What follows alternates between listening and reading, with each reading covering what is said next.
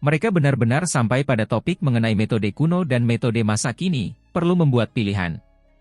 Tidak ada satupun orang biasa yang hadir, semuanya adalah talenta luar biasa dari suatu wilayah, kebanyakan dari mereka adalah pakar paling kuat di generasi muda klan mereka. Bagaimana mungkin mereka tidak tergerak saat ini? Senior, semuanya masih agak samar, belum menyeluruh dan cukup rinci. Bagaimana kita bisa membuat pilihan ini? Akhirnya, seorang pemuda dengan tanduk banteng di kepalanya bertanya. Itulah yang dirasakan banyak orang. Siapa yang berani membuat keputusan seperti ini tanpa memahami semuanya secara menyeluruh? Karena ini akan memengaruhi seluruh kehidupan mereka mulai sekarang. Seseorang menambahkan, bertanya, energi abadi yang kita kembangkan melalui kesulitan yang tak terhitung, hanya dapat dianggap sebagai metode kuno, bukan standar untuk mengevaluasi metode dunia saat ini. Orang-orang di sini semuanya adalah orang-orang berbakat surgawi, individu-individu yang telah mengalami banyak cobaan sebelum memasuki Akademi Surgawi. Kebanyakan dari mereka mengolah energi abadi, fondasi kebanggaan mereka. Sejak zaman dahulu, mereka yang bisa mencapai langkah ini sangat sedikit. Mereka berasal dari 9 surga 10 bumi, dipilih setelah mereka bangkit di 19 dunia kuno. Energi abadi adalah apa yang mereka gunakan untuk mengabaikan rekan-rekan mereka.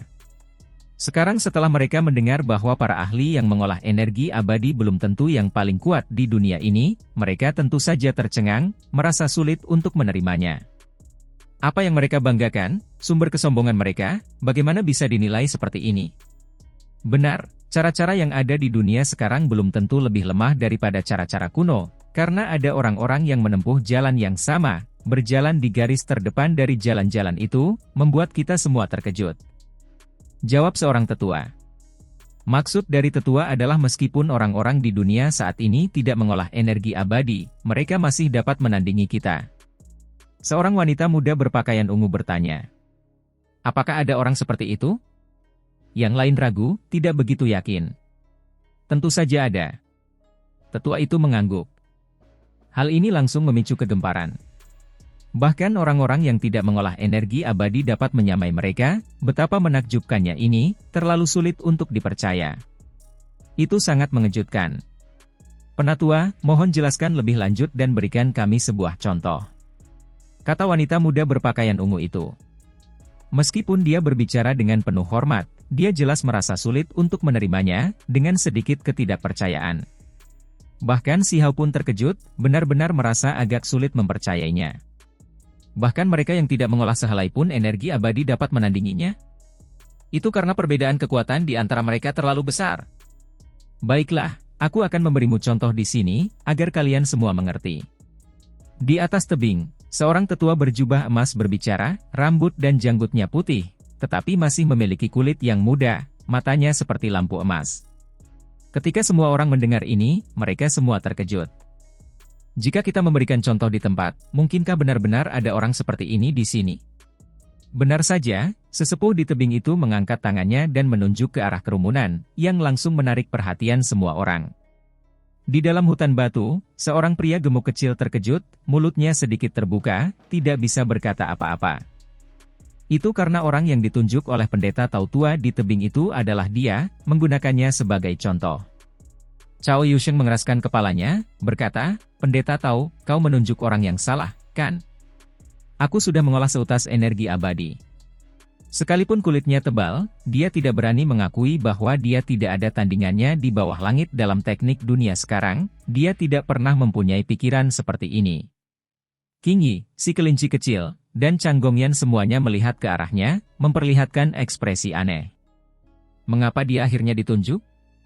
Tidak ada kesalahan, itu memang kamu. Pendeta Tao tua itu tersenyum, cahaya suci di pupil matanya yang keemasan bagaikan kilat saat mendarat di tubuhnya. Apakah aku benar-benar sekuat itu? Fatih Chao memasang ekspresi malu-malu, yang langsung membuat beberapa orang di sekitarnya mengerutkan bibir, karena mereka semua tahu betapa bermuka dua dan hina dia. Yang lainnya pun melihat ke arah si gendut kecil itu, dan menjadi pusat perhatian semua orang. Tidak perlu bersikap rendah hati. Majulah. Kata pendeta Tao tua itu, sambil menyuruhnya naik ke panggung tinggi dan menghadap semua orang. Penatua, apakah dia seistimewa itu? Bagaimana metode dunia saat ini berbeda padanya? Wanita muda berpakaian ungu itu melanjutkan. Tetua berjubah emas itu menyingkirkan ekspresinya yang tersenyum, kini tampak berwibawa dan serius. Sangat serius saat berkata, pemuda ini, meskipun dia tidak menggunakan energi abadi, masih bisa menahan kalian semua. Jika kalian semua tidak percaya padaku, silakan saja mencobanya. Jangan. Tetua. Aku tidak melakukan kesalahan apapun. Tidak bisakah kau membuatku menjadi musuh orang, teriak Cao Yusheng, si gendut kecil. Yang lain tidak mengerti. Si gendut ini hanya mengolah seutas energi abadi, jika dia tidak menggunakan energi abadi, bagaimana dia bisa melawan mereka? Dia benar-benar pandai bersembunyi. Kata pendeta Tao tua itu. Dia menunjuk Cao Yusheng, menyuruhnya untuk menggunakan kekuatan penuhnya, memperlihatkan formasi pembunuh dagingnya secara penuh. Selain itu, dia memperingatkan bahwa jika dia berani menahan diri, dia akan langsung membunuhnya.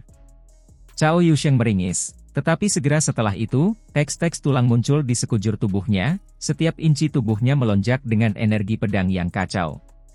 Formasi-formasi pembunuh muncul di daging dan darahnya satu demi satu, membuat semua orang terkejut hingga menghirup udara dingin. Kalian semua lihat? Jika jalan ini selesai dan dijalani hingga batasnya, apakah jalan ini akan lebih lemah daripada mereka yang mengolah energi abadi? Berapa banyak dari kalian yang berani melawan ini secara langsung? Kata pendeta Tao tua itu. Semua orang terdiam. Mereka yang memiliki pengetahuan dan pengalaman lebih besar segera menyadari bahwa ini mungkin formasi pembunuh legendaris yang tak tertandingi. Begitu hal semacam ini diaktifkan, siapa yang berani melawannya secara langsung? Namun, ada yang lain yang cukup terkejut. Itu adalah formasi pembunuh yang tak tertandingi, namun itu terukir di daging anak muda ini, terlalu aneh. Yang dimaksud senior adalah bahwa metode dunia saat ini adalah mengukir formasi pembunuhan ke dalam tubuh, jenis jalan seperti ini. Seseorang bertanya. Pendeta Tao tua itu mendesah dan berkata, saya hanya memberi contoh. Kalian semua masih belum mengerti makna di balik apa yang ingin saya katakan. Alasan dia begitu kuat adalah karena di alam pengaturan formasi, dia mengukir formasi pembunuh di tubuhnya, melampaui yang ekstrim, dan kemudian terus menyempurnakannya, dan baru kemudian dia memperoleh hasil seperti ini. Ketika kata-kata itu diucapkan, semua orang terkejut, terdiam, dan mulai memikirkan perkataannya. Maksudku adalah, transformasi darah, jalur surgawi, ukiran, susunan formasi, jati diri, pengorbanan suci. Semua alam kultivasi ini semuanya memiliki jenis peluang ini. Kata pendeta Tao tua itu. Di sampingnya, seorang tetua menambahkan lebih lanjut, katanya, menembus batas di setiap alam kultivasi, melampaui masa lalu, mencapai ketinggian yang luar biasa, melangkah lebih jauh dari tingkat pencapaian tertinggi. Itu mungkin dapat membawa situasi yang berbeda. Setelah terdiam cukup lama, seseorang berkata, ini terlalu sulit, apakah ada contoh lainnya? Kalau begitu aku akan memberikan contoh lain. Mereka yang datang dari 3000 provinsi Dao pasti tahu tentang orang ini. Pendeta Tao tua berjubah emas itu berkata. Ini menarik perhatian semua orang. Orang yang dikenal sebagai Huang, juga disebut Si Hao. Saya yakin banyak dari kalian pernah mendengar tentang orang ini, katanya. Chang Gongyan, gadis naga, penyihir. Bagaimana mungkin orang-orang ini tidak mengenalnya? Mereka terlalu akrab dengan nama ini. Semua orang yang datang dari 3000 provinsi sepenuhnya menyadari keberadaannya, karena Huang juga dapat dianggap sebagai tokoh terkenal. Taois tua itu menjelaskan, berdasarkan pemahaman kita, dia mengalami terobosan besar di alam lintasan surgawi, secara paksa mengukir jalan yang berbeda, melampaui masa lalu, menghancurkan 10 lintasan surgawi yang besar, mengembalikannya menjadi satu, melampaui semua masa lalu kuno. Jika dia menyempurnakannya selangkah lebih maju, bahkan jika dia tidak menggunakan energi abadi, hanya melalui satu lintasan surgawi ini, dia masih dapat menekan mereka yang mengolah energi abadi. Semua orang terkesiap. Menghancurkan 10 lorong surgawi yang besar, menggabungkannya menjadi satu, melampaui para leluhur, seberapa berani dan kuatkah ini? Bahkan ekspresi orang-orang seperti Wang Xi, Lu Tuo, dan Yao Yu pun berubah. Kecemerlangan di mata mereka mencengangkan, hati mereka bergetar saat mendengar ini. Ada sebagian orang di 3000 provinsi yang telah menebak 10 rahasia besar surgawi milik Si Hao hingga menjadi satu rahasia, Tetapi sekarang setelah mereka menerima verifikasi dari mulut sesepuh lembaga Dewa Surgawi, mereka masih cukup terkejut. Apakah kalian semua mengerti sekarang? Jika metode dunia saat ini dibawa melampaui batasnya, metode itu juga bisa menjadi sangat menakutkan. Terlepas dari apakah itu si gendut di alam pengaturan formasi, atau alam lintasan surgawi Huang, mereka semua tak tertandingi dan sangat kuat, kata seorang tetua. Banyak orang mengangguk diam-diam setelah mendengar ini. Ini terlalu sulit, menghancurkan formasi pembunuhan ketiga di dunia, energi pembunuhannya terlalu mengerikan, atau sebelum membunuh orang lain, menghancurkan 10 lorong surgawi besar milik sendiri. Seberapa kejam ini? Lupakan tentang menggabungkan mereka kembali menjadi satu, bahkan jika hanya beberapa yang hancur, seseorang mungkin masih langsung hancur tubuh dan jiwanya. Terlalu sulit jika ada terlalu banyak orang seperti ini di 9 surga 10 bumi, berapa banyak orang yang bisa mencapai ini? Ada orang yang menyatakan keraguan, karena jenis jalan ini terlalu sulit dan berbahaya. Pendeta Tautua berjubah emas itu menunjukkan ekspresi dingin. Sulit? Bagaimana jika dibandingkan dengan energi abadi? Saya tidak melihat banyak perbedaan, kedua jalan, 9 kematian, 1 kehidupan. Tentu saja, saya hampir lupa bahwa sebagian besar dari kalian mengolah energi abadi murni karena jalan pintas. Tidak banyak dari kalian yang benar-benar menentang surga dan mengolahnya sendiri. Ketika kata-kata itu diucapkan, banyak orang menundukkan kepala. Banyak pahlawan di sini yang memahami maksud tetua tersebut. Sebagian besar orang di sini memperoleh bantuan dari keluarga mereka, sampai-sampai beberapa orang secara langsung menukar tubuh mereka dengan cangkang daging yang disegel dari Immortal Ancient yang mengandung energi abadi. Lingkungan benar-benar telah berubah. Tidak banyak orang yang mampu mengolah energi abadi hanya dengan mengandalkan diri mereka sendiri, tetua lain dari lembaga Dewa Surgawi berkata sambil mendesah. Ketika Siha mendengar ini, dia sangat terkejut. Dia tidak bisa menahan diri untuk tidak melihat ke arah semua orang. Tidak banyak dari kalian yang mengolahnya sendiri. Namun, apakah kalian semua masih ingat di tempat seperti apa energi abadi dapat diolah? Seorang tetua melihat ke arah semua orang. Ekspresi semua orang langsung berubah saat mereka mendengar ini. Saya yakin kalian semua masih ingat bahwa di berbagai peninggalan kuno abadi, kalian semua mengolah energi abadi, karena itu hanya mungkin dilakukan di lingkungan seperti itu. Sekarang, lingkungan telah banyak berubah. Di dunia tempat kita tinggal, tidak lagi cocok untuk mengolah metode kuno abadi, sangat sulit untuk ditembus. Ketika kata-kata ini diucapkan, kata-kata itu jatuh bergemuruh ke pikiran setiap orang, mereka semua tidak dapat menahan diri untuk tidak terdiam, berpikir dalam hati. Bahkan Sihau tetap diam. Ketiga untai energi abadi miliknya memang dibudidayakan di tanah kuno itu. Jangan khawatir, karena kamu sudah mengolahnya, maka itu bisa digunakan bahkan di dunia luar, tidak perlu khawatir dengan bahaya tersembunyi, kata seorang tetua.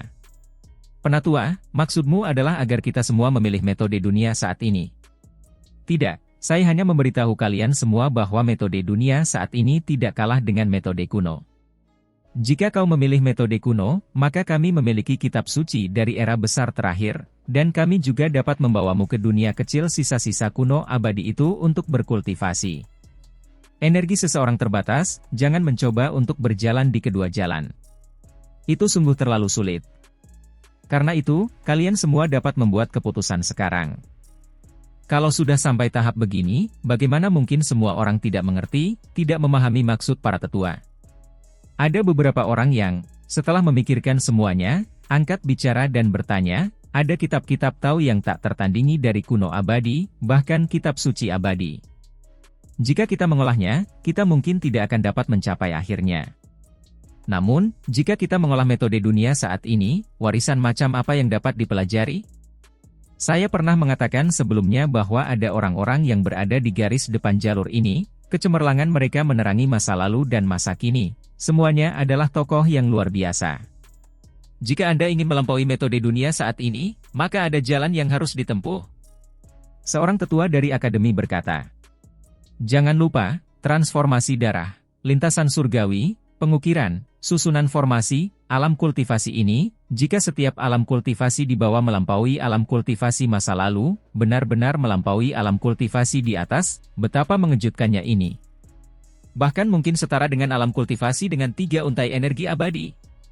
Tentu saja, ini terlalu sulit, tidak realistis. Yang ingin kukatakan pada kalian semua adalah bahwa jalannya sangat panjang. Jika ada beberapa pencapaian, mungkin kalian benar-benar dapat menghadapi alam kultivasi di sisi lain. Tetua kedua berkata dengan keras.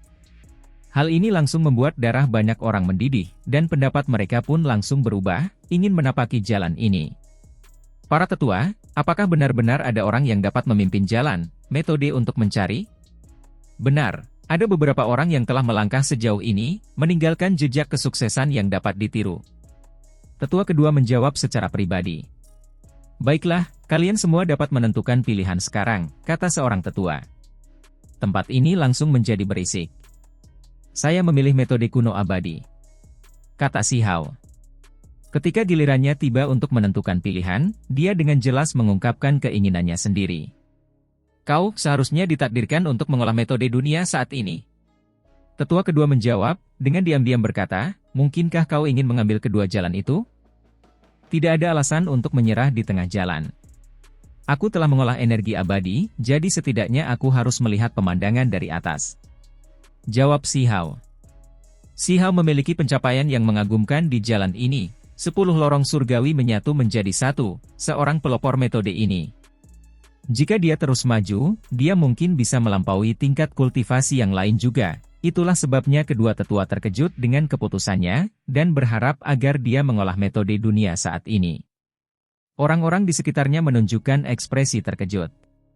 Orang ini benar-benar berani, tahu dengan jelas bahwa jalannya terjal, penuh dengan bahaya dan kesulitan yang tak terhitung, tetapi tetap ingin mencobanya. Kau harus tahu bahwa meskipun ada kesamaan antara metode kuno dan warisan dunia saat ini, ada lebih banyak lagi perbedaan di antara keduanya. Ini terutama terjadi ketika semuanya harus kembali ke awal, tidak seperti metode dunia saat ini di mana kau telah berkultivasi hingga sekarang, yang telah lama terukir di tulangmu. Perkataan tetua kedua bukan tanpa alasan, karena jika seseorang ingin mempelajari metode kuno abadi, maka mereka harus memulainya dari awal lagi. Semua kejayaan dan prestasi masa lalu harus dikesampingkan. Bahkan jika seseorang mengolah metode-metode hebat dunia saat ini hingga ke tingkat yang melampaui semua metode sebelumnya, metode-metode itu tetap tidak akan berguna sama sekali bagi metode-metode kuno abadi. Itu karena mereka adalah sistem yang berbeda, jalan yang berbeda. Bagaimana mungkin Si Hao tidak tahu tentang ini? Dia melakukan ini justru untuk membandingkan keduanya. Kini kesempatan itu sudah di depan matanya, sekalipun ia harus memulai lagi dari awal, ia tetap bisa bangkit dengan cepat, tidak perlu lagi berkultivasi dengan getir selama puluhan atau ratusan tahun. Sikapnya jelas, tekadnya teguh, ia akan menapaki jalan kuno terlebih dahulu, baru kemudian mengolah metode masa kini, baru setelah itu ia dapat memiliki fondasi yang baik, dan menggunakannya untuk bangkit suatu hari nanti. Adapun yang lainnya, ada sebagian yang memilih metode dunia saat ini tanpa ragu sedikit pun, karena cara yang diuraikan para ahli tadi membuatnya sangat menarik dan patut dipertaruhkan. Ada yang lain lagi yang cukup bimbang, sulit untuk tenang, tidak dapat segera memutuskan jalan yang ingin ditempuhnya. Ini adalah sesuatu yang akan memengaruhi seluruh hidup mereka, jadi mereka pasti tidak boleh membuat kesalahan saat ini. Si Hao melangkah maju dengan tegas ke satu sisi. Mereka semua adalah orang-orang yang bertekad untuk mempelajari metode kuno abadi. Kebanyakan dari mereka adalah wajah-wajah baru, tetapi ada beberapa yang juga dikenalinya. Ketika dia datang, ada beberapa orang yang tidak bisa tidak menyingkir, merasa sangat hormat padanya. Orang ini bahkan berani menentang keluarga Wang, yang diduga telah membunuh raja berkepala 3, jadi bagaimana mungkin mereka tidak merasa takut? Pada akhirnya, banyak orang menghela napas. Betapapun gugupnya, betapapun bertentangannya perasaan mereka, mereka tetap harus membuat keputusan pada akhirnya. Semua orang terkejut. Meskipun tidak banyak orang yang ingin mempelajari metode kuno abadi seperti yang ada di sisi lain, mereka semua adalah ahli, tidak ada satupun dari mereka yang biasa-biasa saja, misalnya, Putri Yao Yu, Lu Tuo, dan bahkan Wang Xi datang. Yang lain yang memilih metode kuno abadi sebagian besar adalah individu yang mengolah 2 untai energi abadi. Semuanya adalah tokoh terkenal di antara para pahlawan. Semua orang merasa lega, karena mereka memahami niat mereka. Setelah mengolah begitu banyak energi abadi, bagaimana mungkin mereka rela menyerah begitu saja? Mereka tentu ingin melihat metode hebat kuno abadi. Hal ini terutama berlaku bagi mereka yang memiliki 3 untai energi abadi. Jika mereka tidak mengolahnya dengan sempurna, maka itu akan menjadi sesuatu yang sangat disesalkan. Hanya saja, tidak diketahui apakah individu dengan 3 untai energi abadi benar-benar mengolahnya sendiri, atau apakah mereka mengandalkan keluarga mereka. Akan tetapi, karena mereka memiliki 3 untai energi abadi, terlepas dari metode apa yang mereka gunakan, energi abadi itu tetap ada. Kekuatan yang mereka miliki itu nyata, mampu menunjukkan pengaruhnya pada mereka. Setiap orang yang berdiri di sini merasa bangga dan sombong.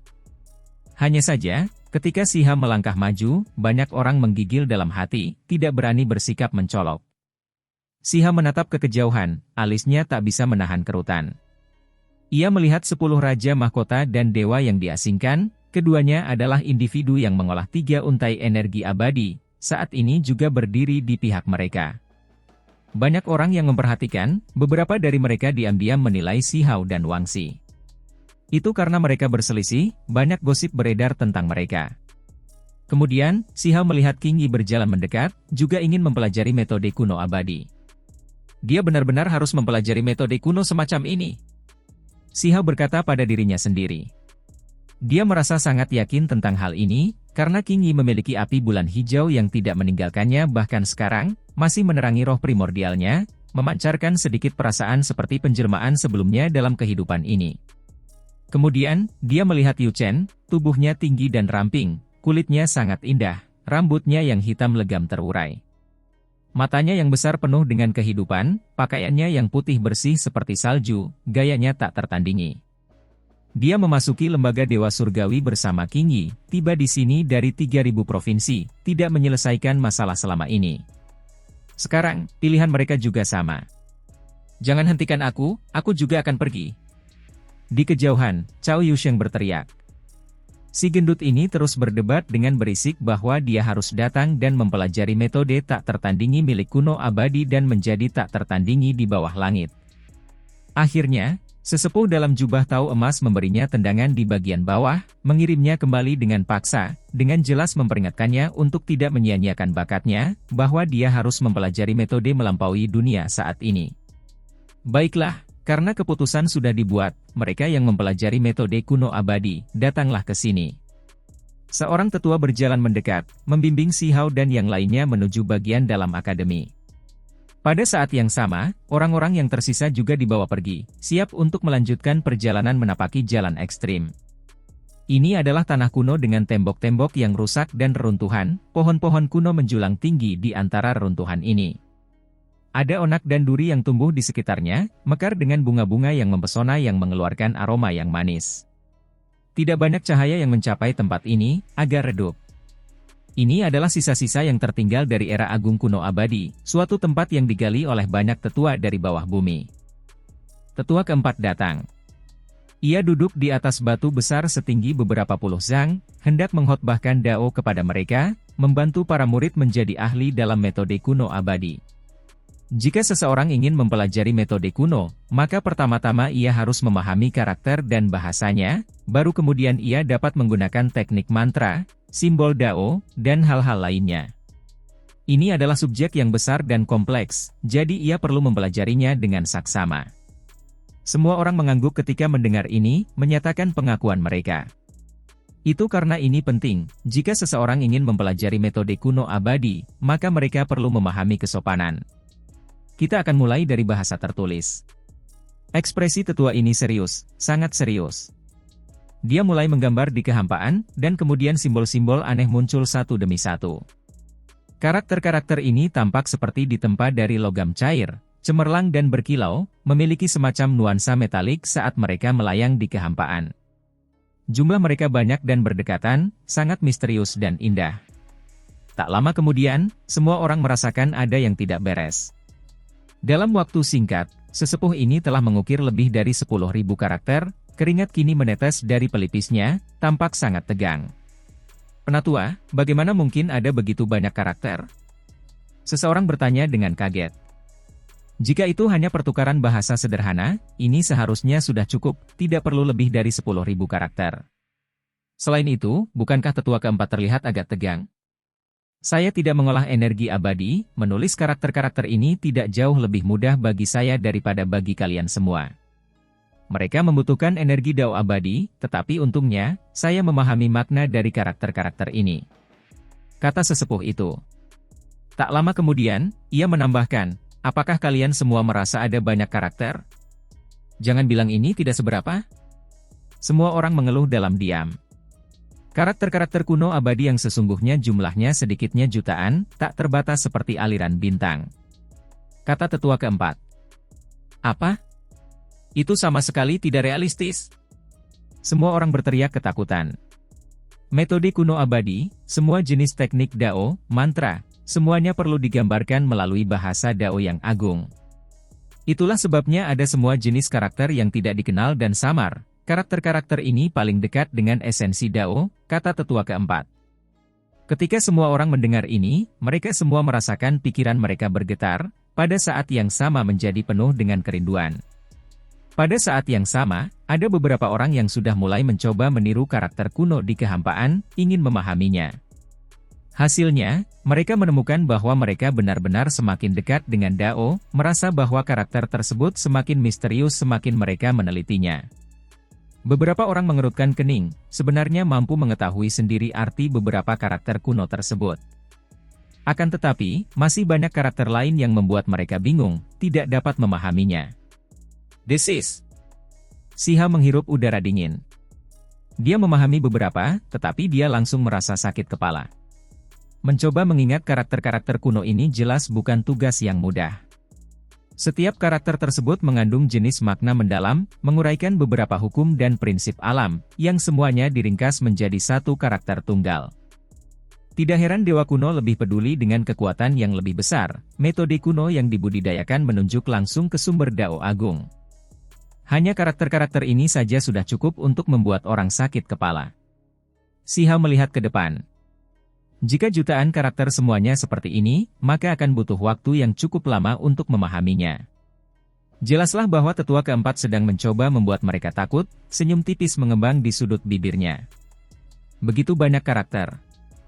Metode kuno abadi menunjuk kembali ke sumber dao agung, tetapi mengapa bahasanya begitu rumit? Ada beberapa yang ragu. Jika kekuatanmu cukup dahsyat, jutaan mantra, jutaan hukum alam semuanya dapat diubah menjadi beberapa ribu karakter, bahkan beberapa ratus untuk menjelaskan misteri mendalam dari karakter-karakter di sini. Kata tetua keempat. Lalu, dengan lambaian lengan bajunya, angin kencang bertiup, kekacauan dahsyat meluap, tempat ini segera menjadi gelap. Sebuah gunung giok putih kecil terbang keluar dari lengan bajunya. Ukurannya hanya sebesar telapak tangan, sangat halus dan indah. Hong!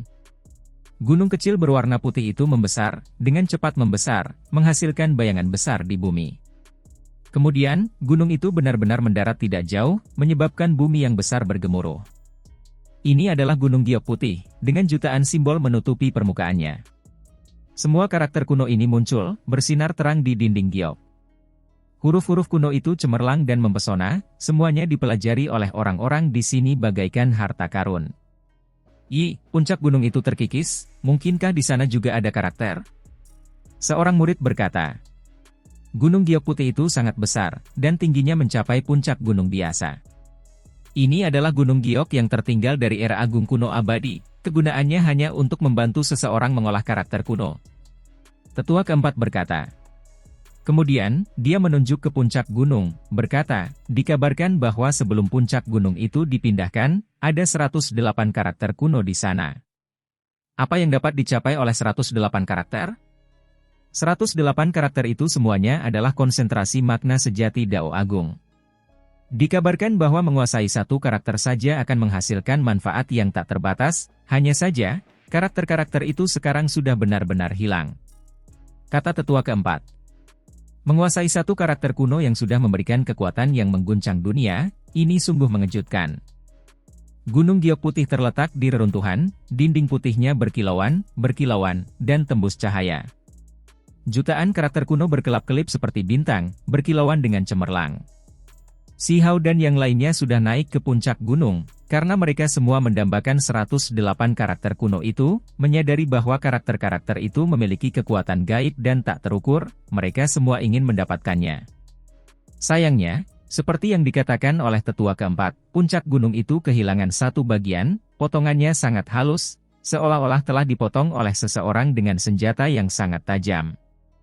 Ini adalah sesuatu yang terjadi di Immortal Ancient. Tidak mungkin mereka bisa melacaknya kembali ke hulu, terlalu sulit untuk mengetahui apa yang hilang, membuat orang meremas-remas tangan dan mendesah, merasa sangat menyesal. Kalian semua juga tidak perlu merasa terlalu menyesal. Ada beberapa gua abadi di 9 langit 10 bumi yang belum dibuka.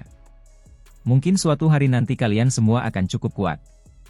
Ketika kalian semua mengolah energi Dao abadi yang lebih kuat, kalian dapat menjelajahinya dan menemukan teks abadi yang paling utama itu. Tetua keempat berkata, semua orang merasakan harapan muncul dalam diri mereka.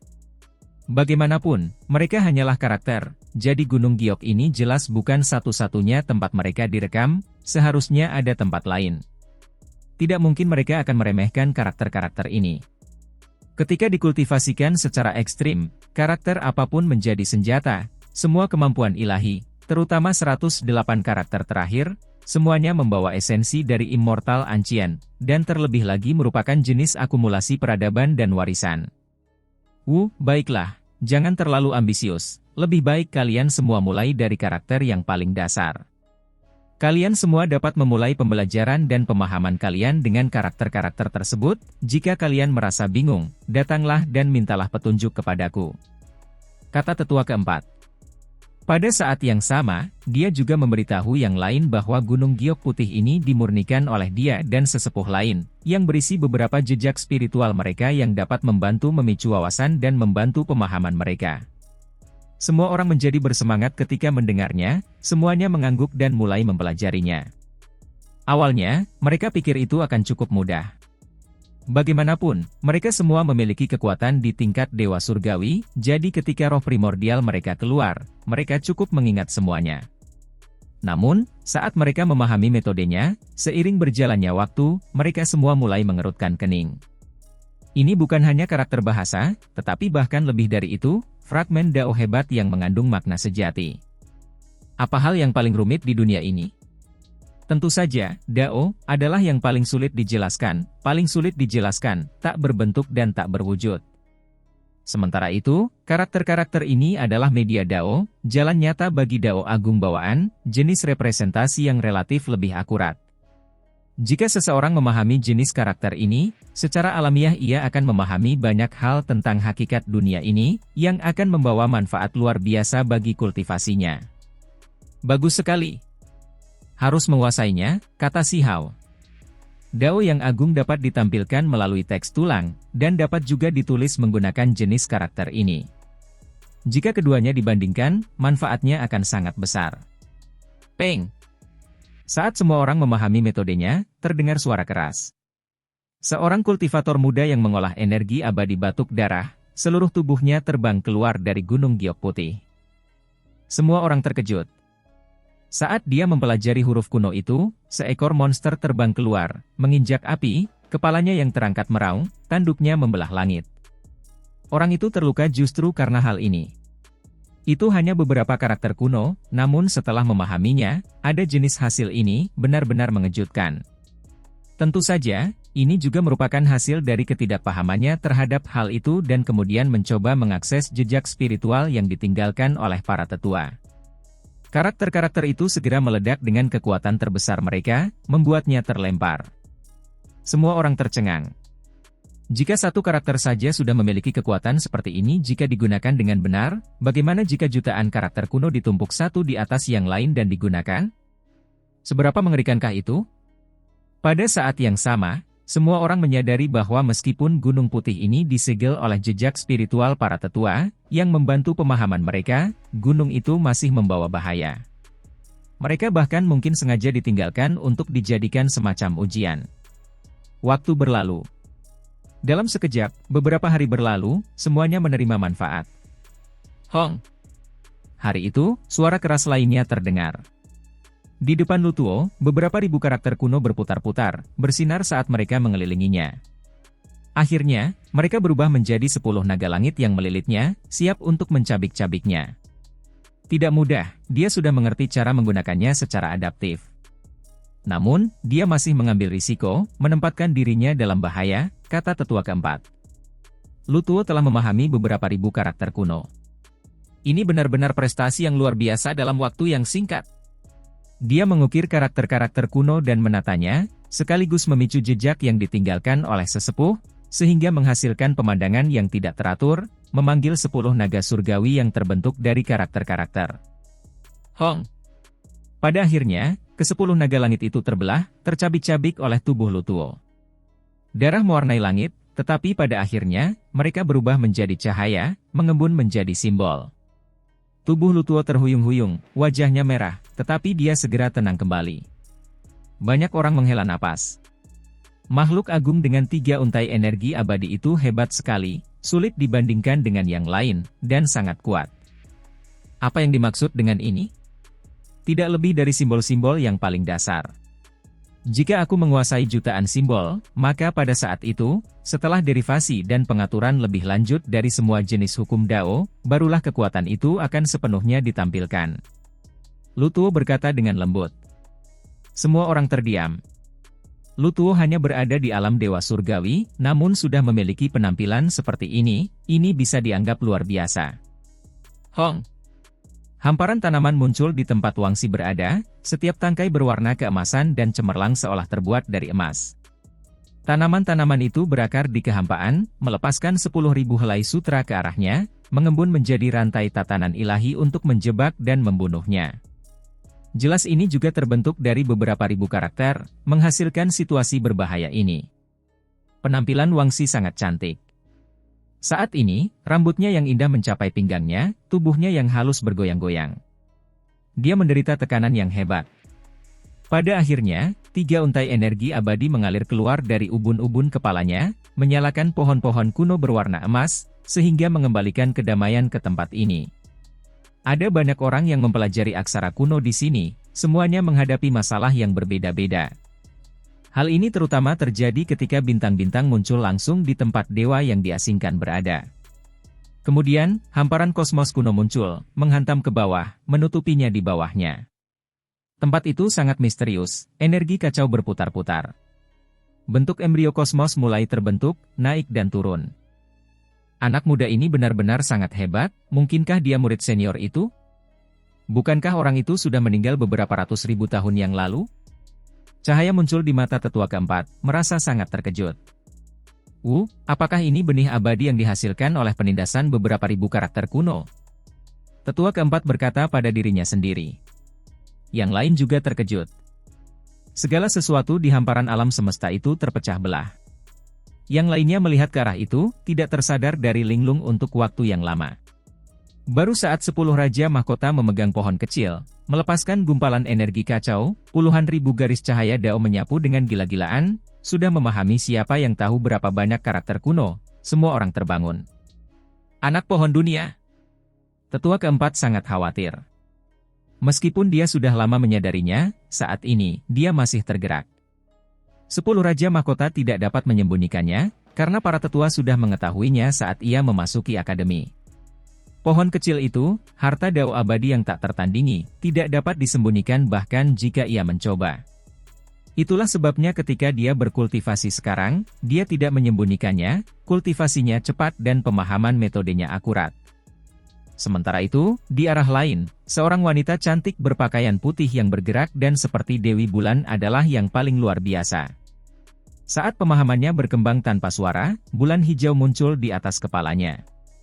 Kemanapun bulan hijau itu pergi, semua karakter kuno bersinar, terbang ke arah Qingyi, memasuki tubuhnya, memungkinkan dia untuk memahaminya. Semua orang langsung tercengang. Apa yang sedang terjadi? Itu sungguh mengejutkan. Tidak seorang pun menduga Qingyi telah memahami karakter paling kuno di antara semua orang di sini.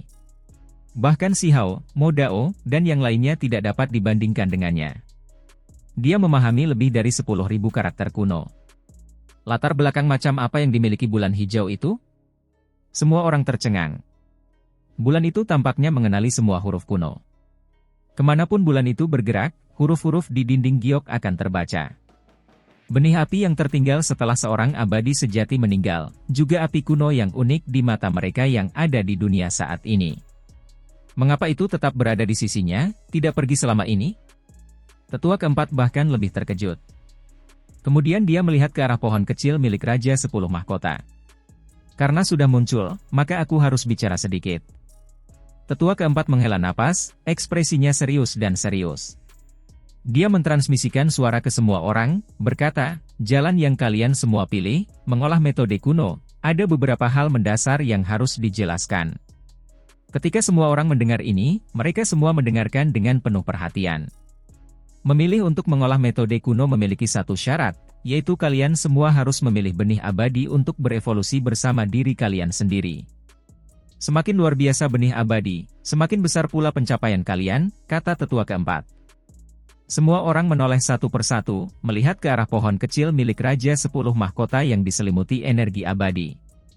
Mereka menyadari masalah benih abadi, jadi mereka tentu saja mendengar tentang rumor tersembunyi tentang pohon dunia muda. Itu benar-benar benih abadi yang luar biasa. Pada saat yang sama, mereka semua juga cukup penasaran terhadap api bulan hijau milik Kingi. Mungkinkah keabadian sejati dari masa lalu dapat bangkit kembali? Benih abadi terbaik, secara alami adalah pohon dunia, bentuk embrio kosmos, dan lain-lain. Namun, ini adalah hal-hal yang dapat ditemukan tetapi tidak dicari, bahkan makhluk berumur panjang pun tidak dapat memperolehnya untuk keturunan mereka. Tetua keempat berkata sambil mendesah.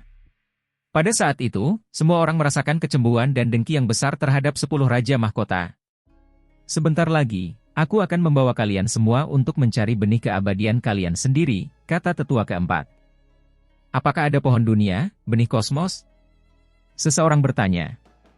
Ada banyak hal menakjubkan di dunia ini, akan selalu ada banyak hal yang tidak kita ketahui. Itu bukan hal yang mustahil bahkan untuk sesuatu yang sebanding dengan pohon dunia, kosmos awal.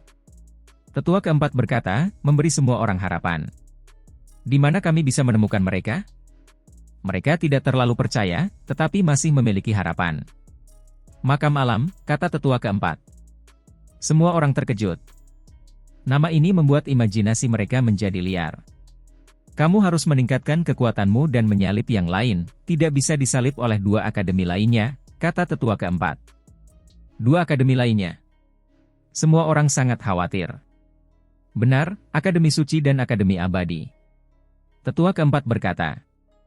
Akademi Suci, Akademi Abadi, keduanya tidak terlalu asing bagi Si Hao, King Yi, dan yang lainnya. Itu karena ketika 3 makhluk agung datang ke 3.000 provinsi untuk memilih orang, mereka sebelumnya menyebutkan bahwa hanya pahlawan yang paling kuat yang dapat bergabung dengan lembaga Dewa Surgawi, Akademi Suci, atau Akademi Abadi. Hanya saja, di kemudian hari, hanya lembaga Dewa Surgawi saja yang disebut, 2 lainnya tak lagi diungkit, dan mereka semua pun datang ke lembaga Dewa Surgawi. Adapun orang-orang di negeri lain, ada yang sama sekali tidak tahu tentang hal ini, ada yang sudah mendengar rumor. Reaksi mereka pun berbeda-beda. Ada beberapa di antara kalian yang pernah mendengar tentang ini sebelumnya, tahu sedikit? Tetua keempat menyipitkan matanya. Harus minta penjelasan dari yang lebih tua, pemahaman kita terhadap kedua akademi itu sangat terbatas. Jawab seseorang. Sepertinya kalian semua hanya tahu sedikit. Namun, tolong bicarakan apa yang kalian ketahui. Tetua keempat berkata sambil tersenyum. Saya pernah mendengar bahwa kedua akademi itu agak istimewa, tidak sembarang orang biasa bisa masuk. Seleksi muridnya sangat ketat, dan semuanya dilakukan dengan sangat rahasia. Kata Putri Yao Yu.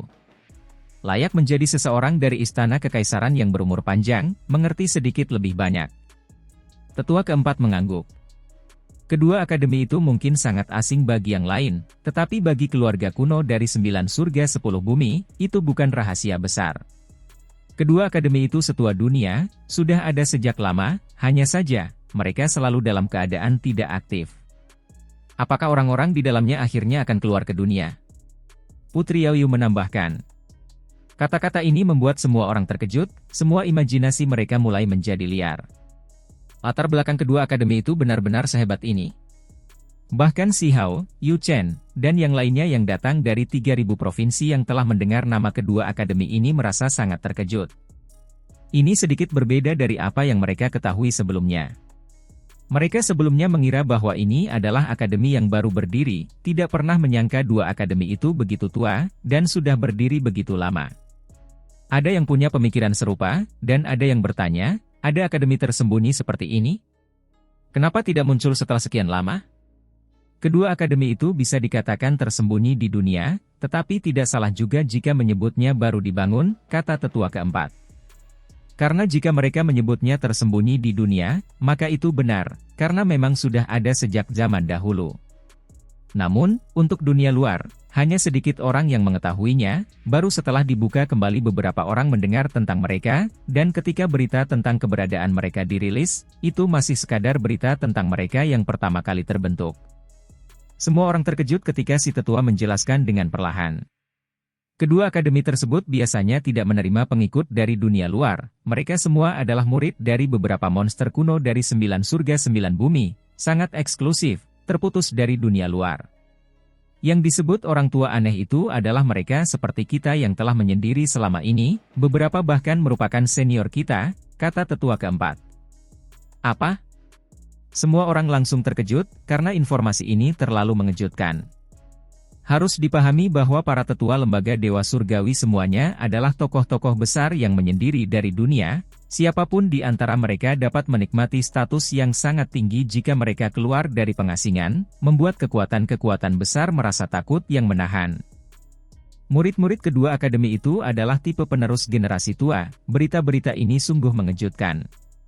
Akademi Abadi adalah yang tertua, dikabarkan memiliki beberapa orang tua aneh yang diketahui seusia dengan era besar ini, sangat hebat, latar belakangnya sangat tinggi. Kami hanya mendengar tentang mereka, tidak pernah bertemu mereka sebelumnya. Tetua keempat berkata sambil mendesah.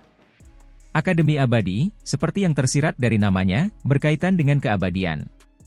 Mereka mengumpulkan sejumlah metode dari era besar terakhir, mengajarkan para pengikutnya tentang jalan keabadian. Hanya saja, apakah seseorang mencapai akhir dari jalan ini, mencapai puncak tertinggi, tidak ada yang tahu pasti. Bagaimanapun, waktu telah berubah, langit dan bumi ini tidak lagi cocok untuk menjadi abadi. Akademi Suci didirikan agak kemudian, tetapi tetap saja luar biasa megahnya. Berdasarkan perkataan tetua keempat, itu adalah tempat para pahlawan luar biasa, bakat-bakat heroik biasa tidak memiliki kualifikasi untuk masuk sama sekali, atau kalau tidak, itu akan menjadi aib bagi akademi itu. Hal ini membuat orang-orang yang mendengarnya merasa tidak nyaman. Lagi pula, semua orang di sini adalah orang-orang jenius. Semua bakat luar biasa dari daerahnya masing-masing. Apakah kalian semua tahu di mana tanah suci metode dunia saat ini? Tetua keempat kemudian menyebutkan metode dunia saat ini, karena belum lama ini, lembaga Dewa Surgawi meminta mereka untuk membuat pilihan. Satu kelompok orang mengolah metode kuno, yang merupakan kelompok ini, sementara yang lain mengolah metode dunia saat ini.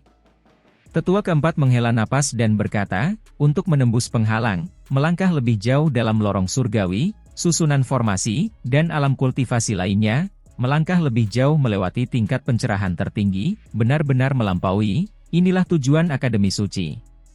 Semua siswa di sana adalah individu yang luar biasa. Semuanya berjalan di jalur kemajuan tertinggi, mengolah metode dunia saat ini. Semua orang menghirup udara dingin. Tempat itu ternyata tidak biasa, tempat di mana jalan ekstrim didirikan, tempat di mana mereka yang memiliki prestasi besar dengan metode dunia saat ini berkumpul. Orang-orang seperti itu memiliki kualifikasi untuk menjadi sombong, jauh melebihi orang biasa. Jika ada bakat lain yang masuk, itu mungkin benar-benar merupakan bentuk penghujatan terhadap reputasi mereka. Ketika Wangxi mendengar ini, matanya bersinar cemerlang, tidak tahu apa yang sedang dipikirkannya. Putri Yaoyu sangat tajam, menangkap kilatan ekspresi itu. Sambil tersenyum, dia berkata, "Ku dengar orang yang memiliki hubungan denganmu itu sedang berkultivasi di sana, terlebih lagi tingkat kultivasinya sangat tinggi, dikenal sebagai bakat surgawi yang luar biasa." Ketika yang lain mendengar ini, ekspresi mereka semua menjadi sedikit aneh. Itu karena baru-baru ini, mereka telah mengetahui bahwa keluarga Wang mungkin terhubung dengan keluarga kuno lain melalui pernikahan. Sementara itu, keluarga itu memiliki seorang ahli yang sangat misterius, kekuatannya di atas 9 surga, hanya saja mereka tidak tahu di mana dia berada. Sekarang, sepertinya orang itu kemungkinan besar ada di Akademi Suci. Akademi Abadi mengolah metode kuno, sedangkan Akademi Suci saat ini, latar belakang dan sejarah kedua belah pihak sangat mendalam. Para ahli yang kuat akan muncul dalam jumlah besar, murid-murid dari kedua individu yang tak terbayangkan. Tetua keempat berkata dengan serius. Itu karena murid-murid di sana bukan berasal dari luar, melainkan murid-murid eksklusif para orang tua aneh, mereka semua adalah pahlawan surgawi yang tersembunyi dari dunia luar. Ketika dia berbicara sampai di sini, dia memandang ke arah dewa yang diasingkan, hanya merasa seolah-olah anak muda ini sepertinya mendapatkan warisan orang tua aneh, berhubungan dengan kehidupan kuno. Kedua akademi itu tidak memiliki banyak murid, tetapi setiap orang dari mereka adalah orang-orang berbakat surgawi. Sebentar lagi, mungkin akan ada pertukaran yang dilakukan dengan lembaga dewa surgawi milikku. Aku harap kalian semua tidak mengecewakan kami saat itu. Tetua keempat berkata sambil mendesah. Dia tidak merasa terlalu percaya diri. Meskipun mereka merekrut sekelompok orang yang menakjubkan, kedua akademi itu terlalu misterius. Siapa yang tahu seperti apa monster yang ditemukan oleh para tua aneh itu? Itu karena orang-orang tua aneh itu selalu melakukan segala macam percobaan, beberapa dari mereka bahkan mencari murid di sisa-sisa dewa kuno yang dihidupkan kembali. Ada pula yang melakukan percobaan dengan cara lain, misalnya membuat murid yang memiliki kekuatan gaib yang tak tertandingi meledak saat masih hidup, mematahkan segala macam belenggu, membuat mereka berkultivasi lagi dari awal, semua itu dilakukan semata-mata demi melampaui yang di atas. Semua metode ini amat ekstrim, mendengarnya saja membuat semua orang merinding dalam hati. Dikabarkan bahwa benar-benar ada contoh yang berhasil. Ketika kita melakukan pertukaran dalam waktu dekat, saya harap kalian semua dapat mengerahkan segenap kemampuan kalian, untuk berusaha sekuat tenaga, kata tetua keempat. Dia jelas agak bimbang, tidak ingin ditekan oleh kedua belah pihak. Tetua, jangan khawatir. Saat waktunya tiba, kita pasti bisa mengalahkan murid-murid dari kedua akademi itu. Seseorang berkata dengan penuh percaya diri. Ketika tetua keempat mendengar ini, wajahnya langsung menjadi gelap, jelas tidak menyetujui jenis kesombongan buta ini. Berusahalah sekuat tenaga, katanya. Kemudian, setelah berpikir sebentar, dia menambahkan, jika kalian semua cukup menakjubkan, mereka yang mengolah metode kuno mungkin akan dibawa pergi oleh orang-orang aneh tua Akademi Abadi, mereka yang mengolah metode dunia saat ini mungkin bisa masuk Akademi Suci. Hah! Semua orang tercengang, lalu keributan besar terjadi. Semua orang kini sedikit mengerti. Kedua akademi datang ke sini untuk memilih murid paling elit. Tidak heran ekspresi tetua keempat agak aneh, merasa agak enggan menerima ini. Ternyata inilah yang selama ini menjadi perhatiannya. Semua orang segera mulai berdiskusi di antara mereka sendiri, tempat ini menjadi sedikit bising. Jelaslah bahwa kedua akademi itu sangat kuat, di atas lembaga dewa surgawi, sebenarnya secara langsung memilih pengikut seperti ini. Semua orang merasakan bahwa orang-orang tua aneh ini benar-benar tangguh, bahkan membuat para tetua lembaga dewa surgawi merasa takut menahan diri. Apakah para senior hebat di sana sangat kuat? Tanya Lutuo. Apakah seorang tetua agung itu tangguh atau tidak? Ada lebih dari 1 atau 2 orang seperti itu di sana, kata tetua keempat. Seberapa kuatkah murid-murid mereka? Ini adalah pertanyaan yang paling mereka pedulikan. Tak seorang pun dari mereka yang mau menyerah. Seberapa kuat murid-murid mereka saat ini, aku tidak tahu. Namun, mungkin ada 1 orang yang kalian semua kenal, kata tetua keempat. Siapa? Mereka terkejut. Yuan King, kata tetua keempat. Sementara yang lain terkejut, ekspresi mereka masih normal. Sementara itu, alis Si Hao berdiri tegak. Dia sangat membenci orang ini. Ketika dia tiba di surga tak terukur, Yuan King sebelumnya telah mengambil tindakan untuk menekannya selama 10 tahun, pada akhirnya bahkan membunuhnya, membuangnya ke tambang kuno asal untuk mempersingkat perjalanan kultivasinya. Meskipun sebelumnya ada seseorang dari klan angin yang meminta dia melakukan hal ini, tetap saja itu perbuatan yang penuh kebencian. Yuan King yang agung secara alami sangatlah kuat, dikabarkan sudah menjadi makhluk tertinggi. Kudengar dia hanya selangkah lagi dari ranah makhluk tertinggi, tetapi meskipun begitu, dia masih cukup menggemparkan dunia, komentar beberapa orang. Jika aku mengatakan bahwa Yuan King hanyalah seorang murid yang ditinggalkan oleh kedua akademi, apakah kalian semua akan mempercayainya? Tetua keempat menghela napas dalam-dalam saat berbicara. Apa? Yuan King yang agung bahkan tidak bisa memenuhi persyaratan untuk menjadi salah satu murid mereka? Semua orang terkejut. Benar. Dulu, Yuan King tidak lulus ujian akademi, dan karena itu dikeluarkan. Tetua keempat menjawab dengan serius. Hong! Tempat ini meledak dengan suara berisik. Bahkan seseorang sekuat Yuan King adalah murid terlantar dari dua akademi, ini terlalu mengejutkan. Tentu saja, meskipun dia ditelantarkan, kedua akademi itu tidak terlalu kejam. Mereka masih memberinya banyak buku Dao. Bahkan, ketika beberapa orang tua aneh itu meninggalkan pengasingan mereka, mereka juga akan memberinya beberapa petunjuk. Itulah sebabnya dia memiliki prestasi seperti sekarang ini. Ketika mengucapkan hal-hal itu, tetua keempat memandang ke arah Si Hao, dengan jelas mengingatkannya bahwa Yuan King tidak mudah diprovokasi, bahwa dia masih memiliki hubungan dengan kedua akademi itu bahkan sekarang, berhubungan dengan beberapa orang tua aneh. Yuan King, nama yang selalu membuat Si Hao merasa sangat tidak nyaman, sebenarnya berasal dari dua akademi. Si Hao akhirnya mengerti mengapa setelah Yuan King melakukan hal semacam itu, ia masih dapat mengirim keturunannya sendiri ke lembaga Dewa Surgawi, terlebih lagi menjadikannya murid resmi. Ternyata itu sebenarnya karena ini, asal-usulnya mencengangkan. Dalam kultivasi berikutnya, semua orang tidak dapat menahan rasa terkejut. Kecepatan kultivasi King Yi terlalu cepat, kemanapun bulan hijau itu lewat, makna sejati Dao Agung yang terkandung dalam karakter-karakter itu akan dipahami olehnya. Secara alami cocok untuk mengolah metode kuno abadi. Tetua keempat menghela napas takjub. Jenis pencapaian ini benar-benar menarik perhatian, sulit untuk diabaikan bahkan jika mereka mau. Selama kurun waktu ini, Yu Chen tidak berbicara sepatah kata pun, hanya mengikuti di belakang. Seluruh tubuhnya bersinar, pakaiannya putih bersih, menjadi semakin murni dan suci. Si Hao tahu bahwa dia mungkin juga memperoleh manfaat yang luar biasa, karena dia dan King Yi adalah satu tubuh yang terbagi menjadi dua, mampu merasakan segalanya tentang pihak lain, orang yang sama. Terutama ketika mereka begitu dekat, keduanya tidak memiliki banyak rahasia untuk dibicarakan, pada dasarnya mereka adalah orang yang sama. Itulah sebabnya karakter yang dipahami King Yi, dia juga memahaminya sepenuhnya. Bukankah dia seseorang dari alam bawah? Sungguh sekuat ini. Banyak orang menunjukkan ekspresi terkejut, menatap King Yi dengan kaget. Di 9 langit 10 bumi, 9 langit berada tinggi di atasnya, sedangkan 3.000 provinsi Dao hanyalah sebagian dari 10 bumi, itulah sebabnya mereka disebut alam bawah, yang menunjukkan bahwa 9 langit berada di atasnya. Tentu saja, ini hanya sekedar sesuatu yang suka diucapkan oleh para penghuni 9 surga, bukan perkataan yang sebenarnya. Setelah hari itu, jumlah orang yang memperhatikan King Yi menjadi semakin banyak, bahkan beberapa tetua dari akademi pun datang, menonton dalam diam, alis berkerut sambil berpikir.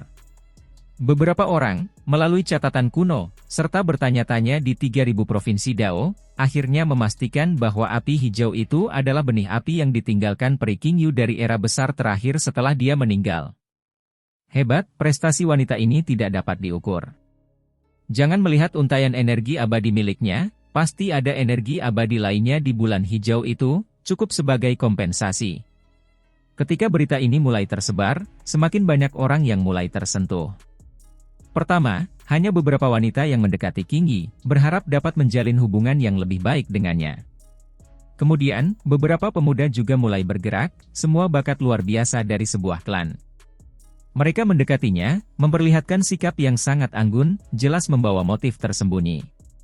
Wanita ini harus dilibatkan dalam sebuah keluarga, di masa depan, ini mungkin akan menjadi kesempatan yang luar biasa. Ini adalah sesuatu yang diwariskan secara pribadi oleh seorang tetua klan dari sebuah keluarga kuno. Ini jelas bukan satu-satunya contoh. Pada bulan berikutnya, ada banyak keluarga yang mengambil tindakan. Hal ini tidak terkecuali bagi mereka yang berasal dari keluarga yang berumur panjang, misalnya, keluarga Wangxi, keluarga Putri Yaoyu, kekuatan besar di belakang Lutuo, dan yang lainnya yang dengan serius memberitahu pengikut klan mereka bahwa mereka harus melibatkan King Yi. Kenapa? Mungkinkah dia memiliki potensi yang lebih besar daripada mereka yang memiliki 3 untai energi abadi? Seperti menolak, beberapa wanita muda tidak yakin, merasa sangat tidak puas terhadap yang lain yang mencoba menarik wanita alam bawah seperti ini. Sedangkan untuk para pemuda, mereka tidak merasakan hal ini, karena King Yi memiliki penampilan yang memukau, kecantikan yang tiada tara, penampilannya cukup untuk menggerakkan hati sejak awal. Sudah ada orang-orang yang menginginkan kecantikannya sejak lama. Kalian semua, ingatlah, siapapun di antara kalian yang dapat menyeretnya ke pihak kita, itu sama saja dengan memperoleh harta karun kuno abadi, yang nilainya tak terukur. Seorang tetua keluarga umur panjang diam-diam memberitahu para murid, dengan ekspresi yang sangat serius saat dia berkata, api itu adalah benih api yang ditinggalkan oleh peri King Yu, dan tampaknya jelas membawa rahasia besar. Berbagai rahasia utama wanita abadi itu mungkin bahkan tersimpan di dalamnya. Apa? Harus meminta tetua klan untuk menjelaskannya. Ketika mereka mendengar berita ini, banyak dari mereka yang tidak bisa menahan napas. Selalu ada legenda tentang peri King Yu. Bakat peri King Yu mengejutkan seluruh kuno abadi. Dia selalu meneliti metode abadi, melakukan berbagai jenis ujian, berteman baik dengan Raja Abadi 6 reinkarnasi Dao dan Raja Abadi tanpa akhir, sebelumnya menerima banyak pencerahan dari mereka. Ada desas-desus bahwa dia ingin mengolah sejenis metode penyeberangan kesengsaraan, sehingga meskipun era besar hancur, langit dan bumi runtuh, dirinya sendiri meskipun tidak lagi berada di dunia ini, dia masih dapat kembali suatu hari dan keluar hidup-hidup di dunia ini. Ini adalah sesuatu yang hanya sedikit diketahui orang, terlebih lagi merupakan jenis legenda. Dulu, tak seorang pun menganggap ini sebagai sesuatu yang penting, tetapi sekarang setelah mereka melihat api bulan hijau ini yang berbeda dari api lainnya, mengetahui bahwa ia meninggalkan benih api, mereka pun langsung merasa sulit untuk berdiam diri. Sekarang bulan hijau muncul, beberapa keluarga kuno tentu saja tergerak. Jika ada yang punya kemampuan untuk merekrut King Yi ke dalam sekte, maka kita bisa mempertimbangkan untuk memberinya posisi tetua klan berikutnya. Itulah keputusan yang diambil oleh tetua klan dari keluarga yang agak ekstrim, melakukan ini untuk menyemangati murid-muridnya. Meskipun keluarga lain tidak secara langsung menyatakan akan memberikan hadiah, mereka tetap mengisyaratkan bahwa selama mereka dapat mempererat hubungan dengan King Yi, status mereka dalam klan akan meningkat pesat. Alasan mengapa mereka melakukan ini, tidak berani menekan terlalu dekat, adalah karena mereka khawatir. Jika peri King Yu yang sebenarnya kembali ke dunia ini dan melihat bahwa orang lain mengatur rencana mereka padanya, tidak menghormatinya seperti ini, maka dia pasti akan mengambil tindakan dan menghancurkan keluarga yang berumur panjang. Si Hao menunjukkan ekspresi terkejut, juga mendengar beberapa rumor. Ketika dia memikirkan rasa terima kasih dan dendam antara King Yi dan Yu Chen, dia menjadi sedikit gugup. Jangan bilang dia mungkin masih memprovokasi peri King Yu. Harus dikatakan bahwa keluarga-keluarga kuno itu sangat kuat. Segera setelah itu, mereka langsung mengetahui hubungan King Yi dan Yu Chen, keduanya sebenarnya adalah satu orang yang terpisah. Hal ini membuat banyak dari mereka terkejut. Kita harus memahami bahwa keduanya mengolah seutas energi abadi. Jika suatu hari mereka bergabung bersama, maka itu tidak akan menjadi satu tambahan, malah akan menjadi lebih kuat. Bersama dengan energi abadi dalam api bulan hijau, prestasinya tidak akan terukur. Lupakan saja legenda peri King Yu, hanya wanita muda yang sangat cantik ini saja sudah memiliki prestasi masa depan yang tak terkira. Dia pasti akan menjadi individu yang menakjubkan dan menakutkan. Di Gunung Giok Putih, jutaan karakter bersinar sepanjang malam, berkilauan dan terang. Sebulan penuh telah berlalu, semua orang berkultivasi di sini, belajar dengan serius. Hari itu, tetua keempat menggunakan kekuatan magis yang besar untuk bergerak melewati gunung batu. Gunung itu jatuh ke reruntuhan diiringi suara gemuruh. Semua orang menoleh, semuanya menunjukkan ekspresi aneh. Itu karena bentuk gunung ini sangat berbeda, mirip dengan tungku, hanya saja, agak rusak, beberapa bagiannya pecah. Membangkitkan. Di bawah aktivasi tetua keempat, seberkas demi seberkas cahaya ilahi memasuki gunung batu, membuatnya sedikit bergetar. Tampaknya ada api tungku yang muncul di bawah, membakar gunung. Lalu, helai demi helai energi abadi bermunculan, merembes keluar dari celah-celah tubuh gunung, disertai pula dengan wangi yang harum. Penatua, apa ini? Ini adalah tungku pemurnian pil yang telah diwariskan sejak zaman abadi, sesuatu yang kami gali dari sebuah gua abadi. Meskipun itu bukan artefak berharga yang tak tertandingi, tungku itu memang telah memurnikan pil abadi, yang memiliki karakteristik pengobatan yang menakjubkan. Tetua keempat menjelaskan. Penatua, mengapa Anda membawanya? Seseorang bertanya. Pikiran semua orang tergerak. Setelah bertahun-tahun berlalu, apakah masih ada obat ajaib di dalam tungku batu ini? Kalian semua menebak dengan benar. Tungku batu itu memiliki banyak abu, di dalamnya memang ada beberapa pil abadi, tepatnya pil pembersih bejana yang sangat penting untuk mengolah metode kuno abadi. Ketika seseorang menggunakannya untuk memilah daging, akan menjadi lebih mudah untuk mengolah metode kuno abadi. Tetua keempat berkata. Hal ini memicu gelombang diskusi. Semua orang menunjukkan ekspresi gembira. Bagaimanapun, lingkungan umum dunia telah berubah. Kesulitan untuk mengolah metode kuno abadi terlalu besar. Jika mereka memiliki pil ilahi jenis ini, maka secara alami akan mengurangi rasa takut. Obat-obatan pil itu terbatas, semuanya harus diperjuangkan dengan kekuatan, tetua keempat menambahkan. Kalimat ini saja langsung memicu suasana tegang. Semua orang menjauh satu sama lain, saling bermusuhan. Terlebih lagi, seseorang segera berlari ke udara, menuju ke gunung batu itu, ingin mendapatkan pil dari tungku. Tetua keempat mengangguk dan memuji. Hong! Satu tinju menghantam. 10 Raja Mahkota beraksi, memperlihatkan tinju naga, mendominasi dan tak tertandingi. Bahkan dari jarak yang cukup jauh, naga sejati terbentuk dari 3 untai energi abadi yang berputar-putar, terbang keluar, langsung menghantam orang itu hingga ia batuk darah dalam jumlah banyak, tubuhnya menghantam gunung batu. 10 Raja Mahkota kemudian melonjak ke atas, menyerbu ke arah puncak tungku batu.